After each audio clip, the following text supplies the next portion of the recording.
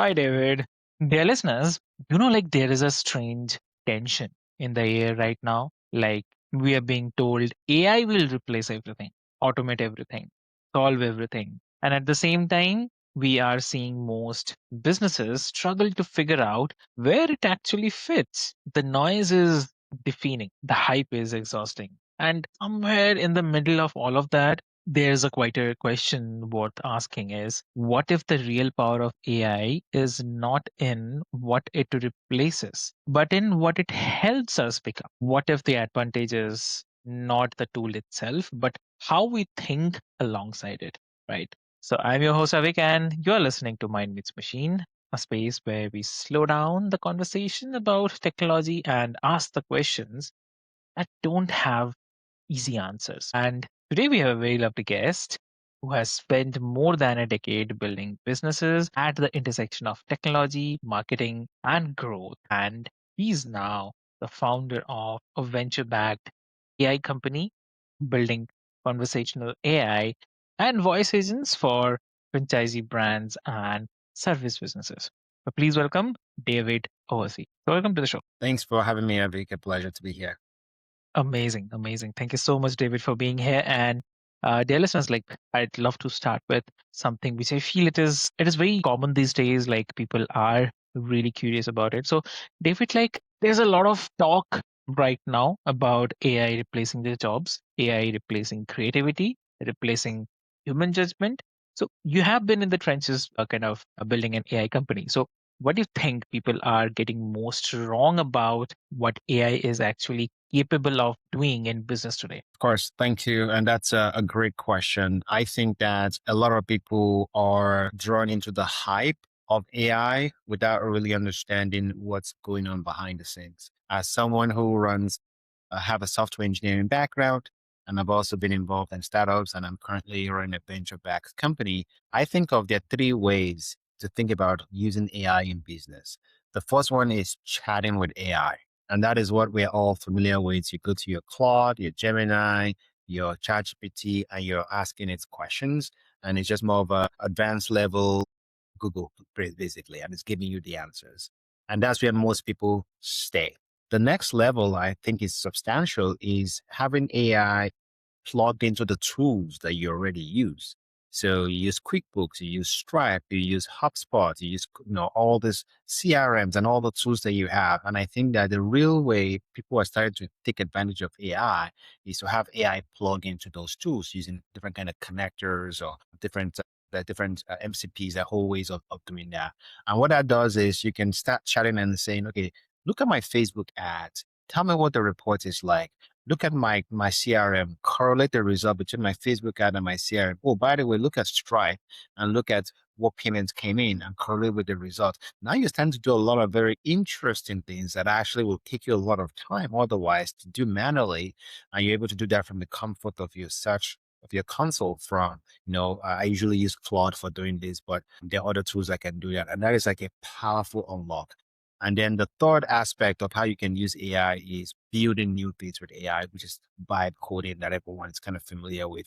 And what I usually say is that a lot of business owners don't understand that these are the Mhm. three phases, and they mostly stay in the chat phase, thinking they're getting the most of AI when they can go into the plug-in AI into their tools, and then maybe they feel comfortable, then have AI start building new things for them. Once you understand this framework, it becomes very easy to look at your problems in your business and your bottlenecks and say, do I need to plug AI into my existing tools? Do I need just information from chat? Or do I need to build something completely new, vibe coded, and then use whatever it is that makes sense for your business needs? Got it. Got it.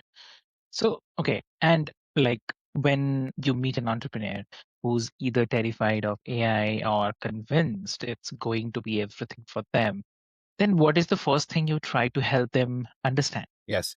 So we go through that framework of how you're working with AI, and then we try to set them up on. I try to understand where they are right now. Are you just in the chatting phase? Have you tried plugging AI into your existing tools already? Usually, you want to use like Cowork, like Claude Cowork for that. That really helps. And if they feel more adventurous, do you want to start doing like vibe coding? And actually, because I've done this so many times personally myself, I usually have a program that I actually walk them through that helps them with setting things up so that they can actually start doing that.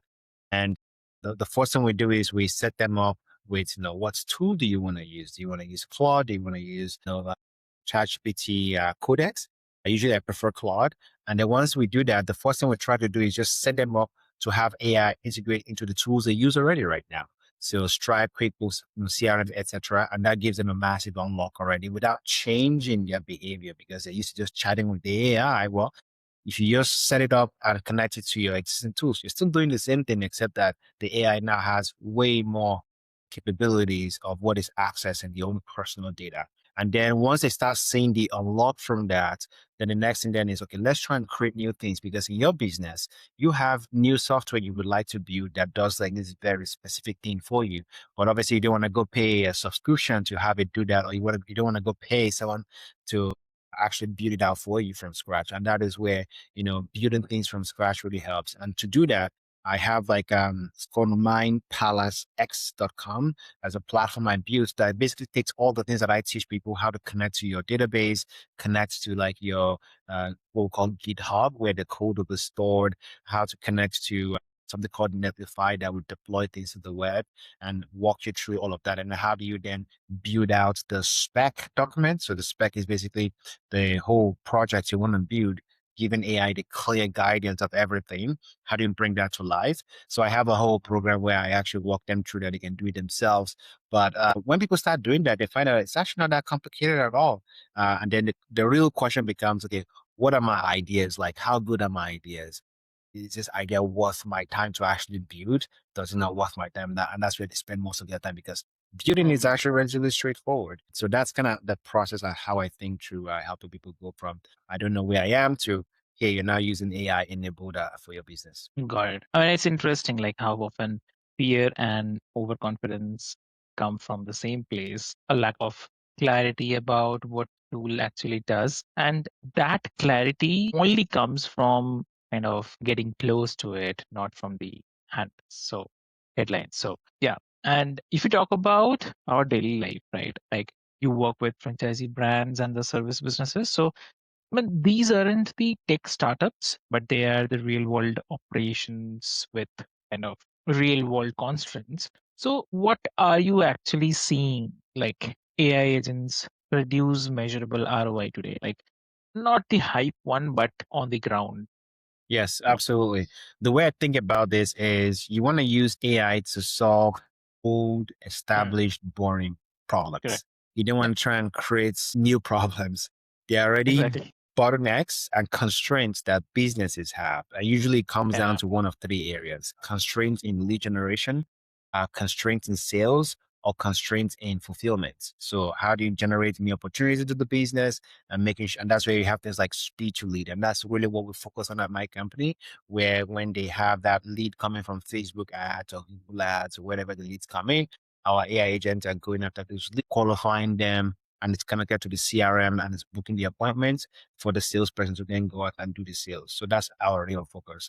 And then there are other areas will be like sales, which is like, well, you've not done the sales. How do you get the feedback from the calls to make sure you're improving and you're getting better from a sales perspective?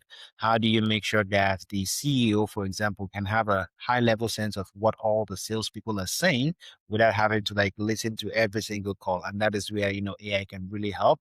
And then you start to see patterns and you correlate the pattern with the closing ratio.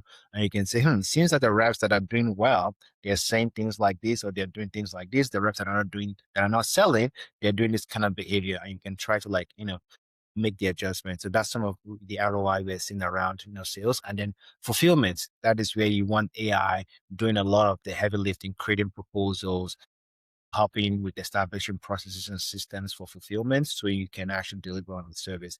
But our focus at our company is in the lead generation and marketing side of things, where most companies measure clear ROI, which is I got 10 leads coming today.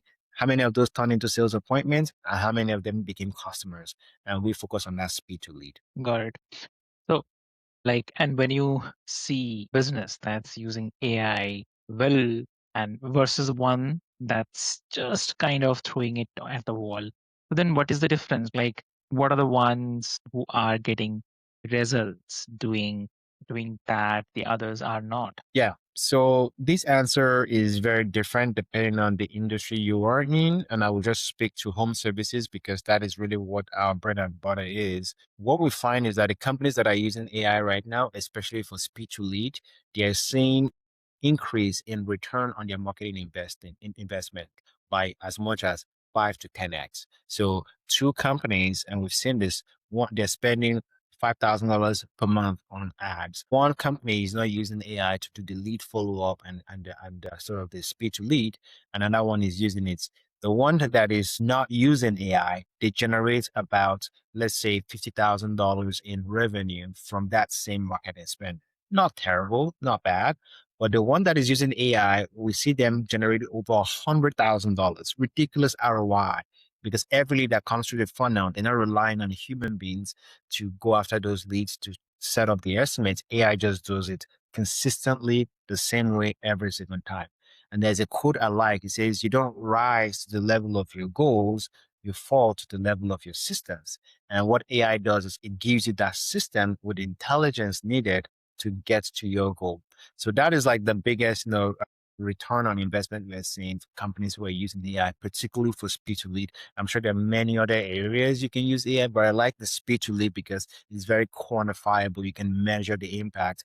And some of our case studies that we've literally seen like a 50% increase in revenue, sometimes even as much as 80% by just having an AI follow up with your leads consistently and aggressively. Such a small little thing, but it makes such a big impact. So yes, we are seeing clear ROI. Got it. Got it. So, I mean, obviously, I mean, there's something grounding about hearing it put away because it's not the magic, it's not the shortcuts, it's just the clarity about the problems you are solving and whether the tool actually fits. So Yes. that is true. That Mhm. is true. And so building a company is definitely hard. And building an AI company right now in the middle of all of this noise and all this change has to come with its own set of challenges. So when things don't go the way you expected or when you hit a wall, how do you stay grounded? Like how do you keep moving without burning out or losing the thread of why you started kind of thing? Yes, that's a very good question. So the way I think about it is that in today's day and age, the bottleneck is no longer building the thing. So in the past, I used to be the bottleneck. How do I have this idea in my head? How do I actually build the software and kind of, put it out in the world? Now, if you don't have the skills with AI that I talked about when I talked about those 3 steps, chatting with AI, plugging into AI into your tools and building your tools with AI, if you don't have those skills, you're still going to struggle with building things. But let's assume that you now know how to use AI to build things. Well, there's other bigger bottleneck, which is how do you get it in front of customers? How do you get sales going? At the end of the day, if your project doesn't have, if you have built something and you don't have paying customers, it's just an expensive hobby, really. So the two things to your question about how do you not burn out is number one, you have to build something that has an intersection of your passion and competence. So you can't just say because I can use AI to build any tool, I'm just gonna build something in like, I don't know, shipping space or aero defense that you have no understanding about the context or the nuance of those spaces. So you want to have something that actually mirrors your own personal experience. For example, for me, the reason why I went into services space is because when I was studying software engineering at the university in my undergrad, I actually ran a painting company for 5 years. We did multiple 7 figures. So I really, really understand that space and all the nuance and intricacies of that space. So you want to make sure that you have some understanding and overlap in whatever you're building. The second one is you need to have a clear go-to-market strategy. How do you get in front of customers?